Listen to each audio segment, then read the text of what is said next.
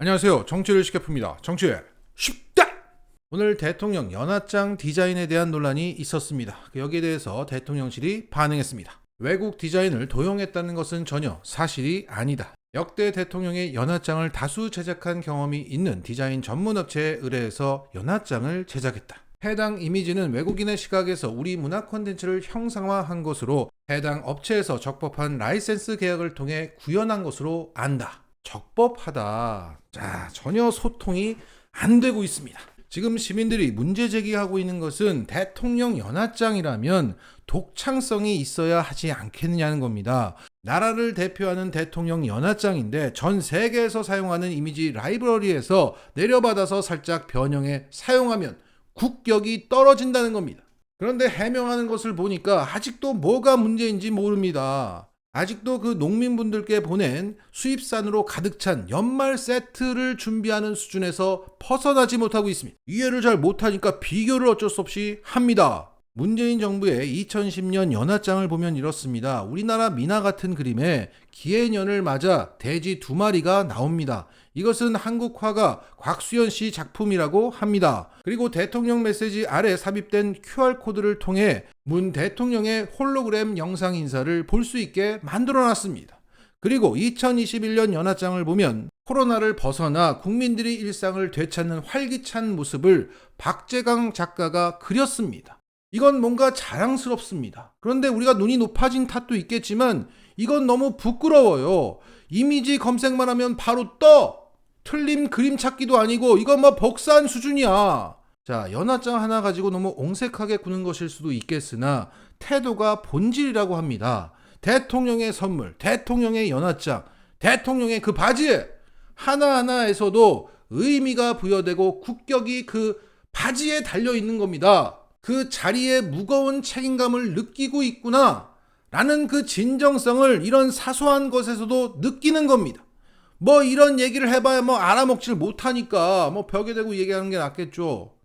자, 이러면서도 웃기는 것은 윤석열은 문재인 대통령에 대한 열등감에 사로잡혀 있다는 거예요. 왜 우리는 탁현민처럼 못하지? 우리가 쉬우라고 했던 거 그거 왜 우리는 안 돼? 왜 우린 리허설을 해야만 해? 이러고 있을 겁니다. 책임감을 느끼지 못하니까, 진정성이 없으니까, 너니까 안 되는 겁니다.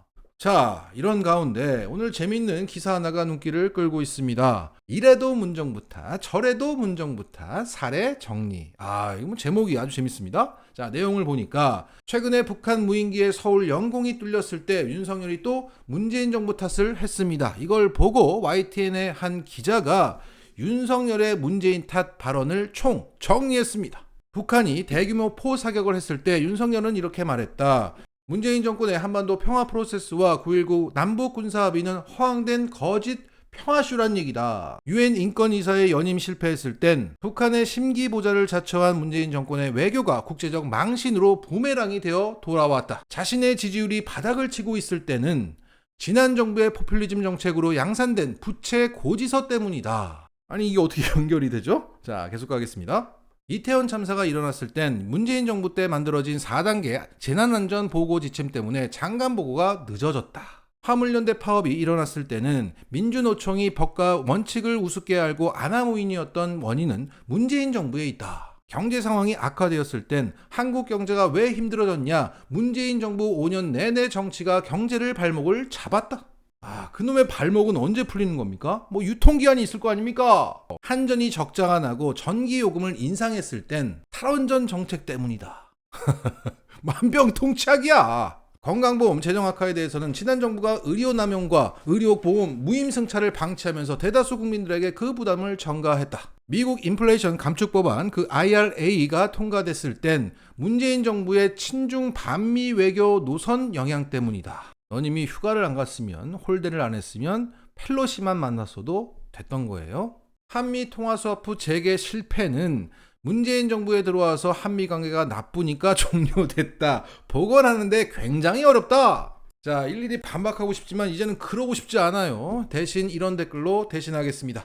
성인이 되어서도 아빠한테 고무옷으로 쳐맞은 이유를 알겠어. 자, 이게 최근에 많이 회자된 댓글인데 요거는 윤석열이 직접 방송에서 말한 것을 근거로 한 겁니다.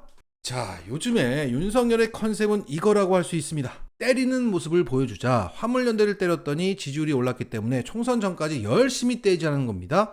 최근 대통령실에서 시민단체에 대한 전면적인 감사에 들어가겠다고 선언을 했죠. 문재인 정부가 시민단체에 엄청난 돈을 퍼줬다. 그래서 그 시민단체들을 매달아 놓고 때려서 지지율을 올리겠다는 심산입니다. 윤석열의 핵심 지지층들이 노조만큼이나 시민단체를 싫어하기 때문에 더 신나서 여론조사에 참여할 것 같습니다. 그리고 북한 무인기 국면에서 확전 각오를 지시하더니만 오늘은 압도적으로 우월한 전쟁을 준비해야 한다. 이런 광적인 발언까지 합니다. 자, 이 대목에 대해서 군사 전문가인 김종대 전 의원은 이렇게 평가했습니다. 압도적으로 대응한다고 공언해온 윤석열은 무언가 확실히 대응하려는 모양을 과시하려다 보니까 2m짜리 무인기 잡는다고 이런 전력자산 20대를 동시에 출격시킨 것이다.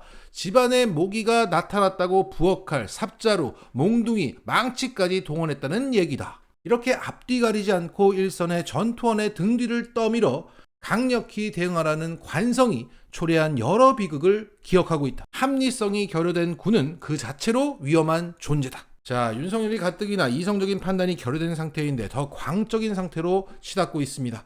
앞으로 국지전이 있을 수 있습니다. 지금 윤석열이 보낸 모기에 멧돼지가 지금 모냥 빠졌다고 화가 많이 나 있기 때문입니다. 정말 심각한 상황입니다. 한동훈의 자택을 취재한 혐의를 받은 시민언론 더 탐사의 강진구 최영민 기자의 구속영장이 기각되었습니다. 앞서 강진구 기자는 법정에 들어가기 전에 기자들 앞에서 이렇게 말했습니다. 언론 취재 활동의 자유, 그 필요성보다는 고위공직자 개인의 사생활 보호권이 너무 강조됐다. 이후 법원은 강진구 기자를 불러 3시간 반 동안 신문한 끝에 구속할 사유와 필요성이 충분히 소명되지 않았다며 검찰이 청구한 구속영장을 기각했습니다. 자, 이후 더 탐사는 라이브 방송을 통해서 강진구 기자와 최영민 기자가 풀려나는 장면과 여기에 시민들이 환호하는 장면을 전했습니다. 당시 강진구 기자의 일성은 여러분들이 민주주의를 살렸고 강진구를 살렸습니다. 그리고 더 탐사는 앞선 커뮤니티에서도 밝혔던 구속영장을 기각해야 되는 이유, 이 글의 논리가 판사에게 설득력 있게 다가간 것으로 판단된다고 말했습니다. 그리고 검찰의 구속영장 청구 사유가 되었던 청담동 게이트 의혹 취재를 더 가열차게 이어갈 것이고 또 다른 문이 열릴 것이라고 표현했습니다. 또한 검찰이 이런 사안으로 구속영장을 청구함으로써 기존의 언론들도 움직인 것으로 보인다고 말했습니다. 실제로 많은 기자들로부터 전화를 받았고 그들 역시 의아하게 생각하고 있었다는 겁니다. 자, 저는 이 구속영장 기각을 전하는 이 YTN의 기사가 그것의 하나라고 생각합니다. 바로 이 대목이죠. 법원의 기각 결정이 나오자 애초부터 검찰이 구속영장을 청구한 게 이례적이었다는 목소리가 나온다. 이렇게 언론인들끼리의 연대의식이 발동되고 있다는 겁니다. 결국 구속영장 청구 자체가 윤석열 한동훈의 검찰의 자충수가 된 것으로 보인다고 더 탐사는 밝혔습니다. 아직 이 땅에 민주주의는 살아있다. 마치겠습니다.